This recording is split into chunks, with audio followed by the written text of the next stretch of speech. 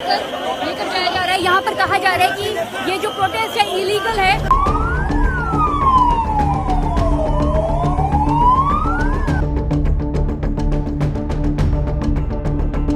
ये देखिए दोस्तों, जिस बस में प्रोटेस्टर्स को डिटेन करके लेके जा रही थी पुलिस, उस बस को रोक दिया गया है और कुछ प्रोटेस्टर्स बस के ऊपर चढ़ गए हैं। देश की राजधानी दिल्ली के जंतर मंतर पर एक बार फिर बड़ा मोर्चा खुलने जा रहा है।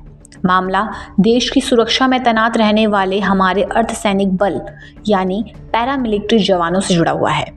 लेकिन क्यों ये सैनिक प्रदर्शन करने पर मजबूर हो गए, आइए आपको बताते हैं। नमस्कार, आप देख रहे हैं डायनामाइट न्यूज़। मामला ये है कि बॉर्डर से लेकर देश के अंदरूनी हिस्सों तक में 24 घंटे तैनात रहने वाले सीआरपीएफ, सीआईएसएफ, बीएसएफ, आईटीबीपी और एसएसबी के पूर्व जवानों ने सरकार के खिलाफ आर पार की जंग का बिगुल फूंक दिया है।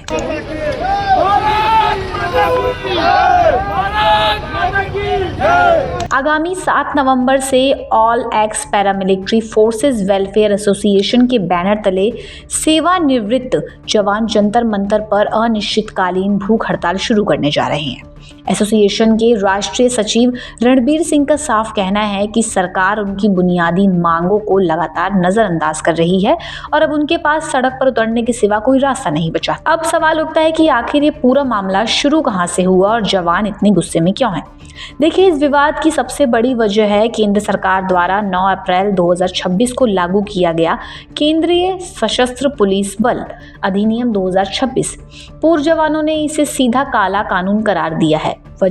वजह बिल्कुल साफ है। इस कानून के जरिए पैरामिलिट्री बलों के शीर्ष प्रशासनिक पदों पर आईपीएस अधिकारियों के डेप्यूटेशन यानी प्रतिनियुक्ति को कानूनी मुहर लगा दी गई है। नए नियम के मुताबिक सीएपीएफ के 50%, आईजी पद के 67%, एडीजी पद और 100% स्पेशल डीजी व डीजी पद केवल आईपीएस अफसरों के लिए आरक्षित कर दिए गए हैं।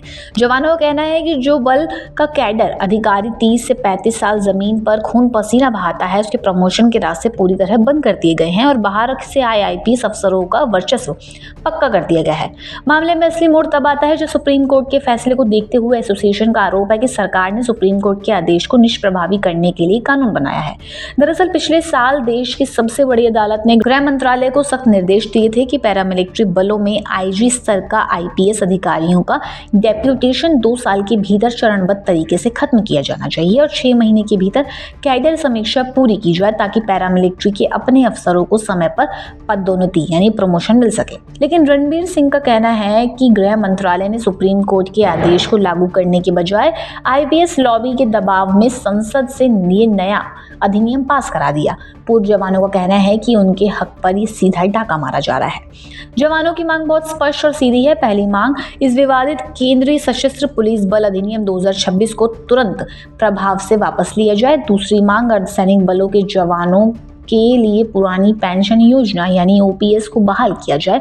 और तीसरी मांग, सुप्रीम कोर्ट के आदेश के मुताबिक आईपीएस अधिकारियों का डेप्यूटेशन खत्म कर खुद सीएपीएफ के कैडर अधिकारियों को शीर्ष पदों पर प्रमोशन दिया जाना चाहिए।